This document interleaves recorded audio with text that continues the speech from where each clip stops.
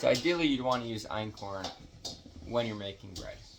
Easy to digest. Even those who would have gluten sensitivities would be able to process, digest this einkorn.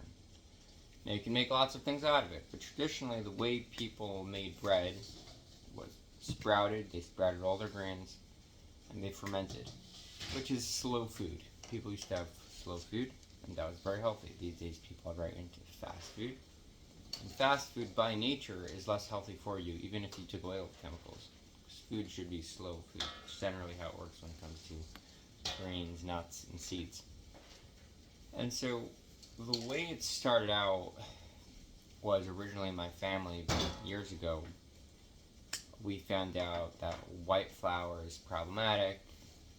We thought whole wheat's better. Then we realized they're both the same poison with different problems.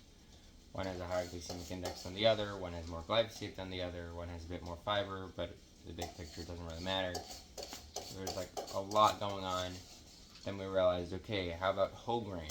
Many companies don't even sell whole grain flour because they separate the germ to sell you that separately. And we realized we have to start getting flour that is like vacuum packed whole grain.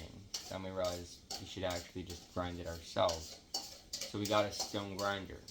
When we got a stone grinder, we got an old one off eBay. It was relatively inexpensive compared to other grinders. It made a big mess.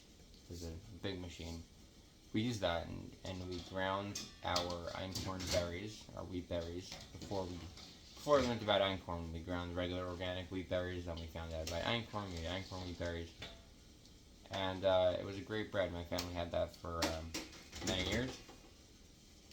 Then we made sourdough bread out of it because we realized yeast is a modern invention, and sourdough is how things always were, and it's much better for your body. You pre-digest the grains in a way that's much better than, modernized yeast. And so that's what we did. Then I started working for a bakery, and the leftovers of that bakery was sourdough bread. So we decided that we're going to eat that sourdough bread, thinking all sourdough is equivalent, and obviously that's not the case.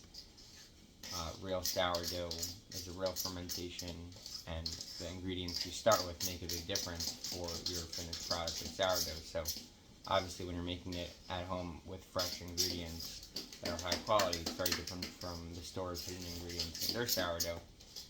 So that's when we realized the hard way, not all sourdough is made the same.